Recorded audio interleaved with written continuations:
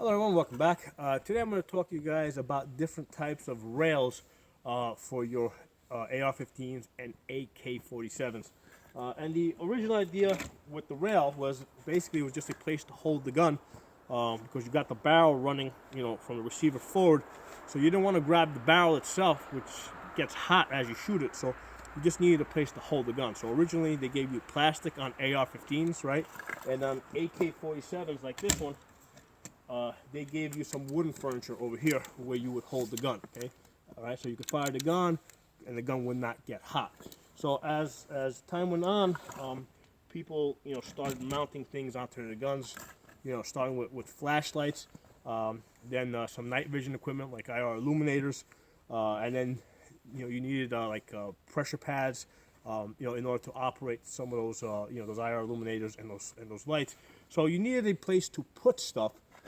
So there's two directions that they kind of went into. One was the quad rail, like this one over here, right, which basically has Picatinny rail on all sides, and then you have the key mod like this, which basically, you have these holes here shaped like keys that you can mount a section of rail like I've done right here, right? And then you got M locks that look something like this.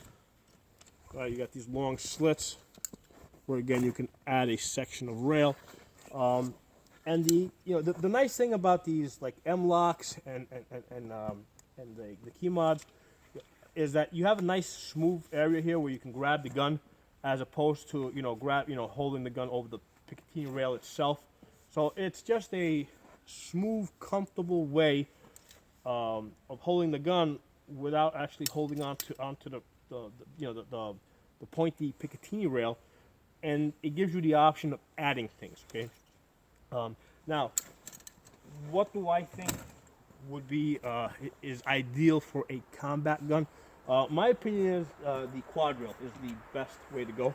Okay, on your go-to gun, on your combat gun, because here's the thing. With this gun over here, right, it's got four sides of Picatinny rail. Okay. I can easily mount a light onto the gun, okay, without having to add another section, okay, because on those other guns, right, like this one over here, if I wanted to, I got one rail section over here right now, but if I didn't have that, I'd have to go looking for it, okay, and the way things go is when you really want something, that you're not going to find it. So the nice thing about the quad rail is that the rails are always there; they're fixed onto the gun. And in a combat situation, I can put stuff onto the gun. Like for example, I don't use vertical grips, okay, but because I normally don't do like CQB, where I'm clearing rooms and stuff like that. I'm in the woods, okay. So when I'm in the woods and I'm shooting, I'm usually resting this part of the gun on a log or something like that.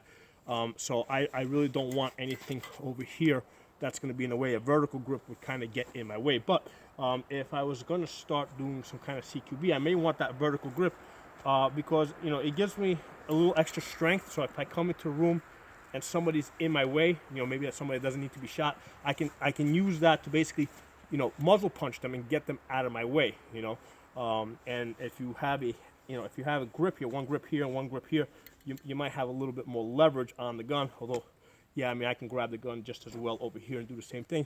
But, you may have a little bit more leverage here. So the point is that there's an example of if I wanted to add a vertical grip on this gun, I can just take the vertical grip and add it onto this gun without a big fuss. Whereas on this gun, okay, say I wanted to add it onto this gun, okay, there's a key mod. Well, now I have to find a section of rail, put it on there, Loctite it down, because if you don't Loctite it down, it's going to vibrate loose after you start firing the gun. So I gotta get the actual rail section. I gotta get the Loctite. I gotta let it sit overnight so it dries, and then I can mount my vertical grip. So on a combat gun, I would rather not have to go through all that. I don't want that delay. So that's why on my fun guns, yeah, sure, I'll take the key mod, I'll take the M lock. That's all great. But on a combat gun, right? I think that the quad rail is the best way to go. Now, the thing with the quad rails is they do add a little bit extra weight because you've got more metal on each side of the guard. Now this is a 6-inch rail, right? Because it's an M4. So this, so basically, because this is only a 6-inch rail, right? It's still very light. Okay, all right. All right. But if, for example, here I have a 12-inch rail. Okay, if this whole thing was a quad rail, yeah, this thing would probably start to get a little bit heavy and a little bit uncomfortable just because of that, all that weight on the end over here. So that's why, for a combat gun, I prefer a short M4 style rifle like this that has a short quad rail. Okay, and I don't have to go looking for pieces like on this. I mean, this is great. This is fun. This is comfortable to shoot. But if I want to add stuff, I gotta go looking for pieces. You know, I gotta Loctite it, wait overnight, let it dry. Okay, so that's my thought on that. Oh, by the way, this one here is a hybrid. I didn't mention this one. This one's a hybrid. This one is a KeyMod, right? And then it's got Picatinny rail up here in the front. And the reason is that they figured that if you were gonna add lights and stuff like that, you'd probably be doing it up here in the front. So they give you a section of, they give you a quad rail up front here, right?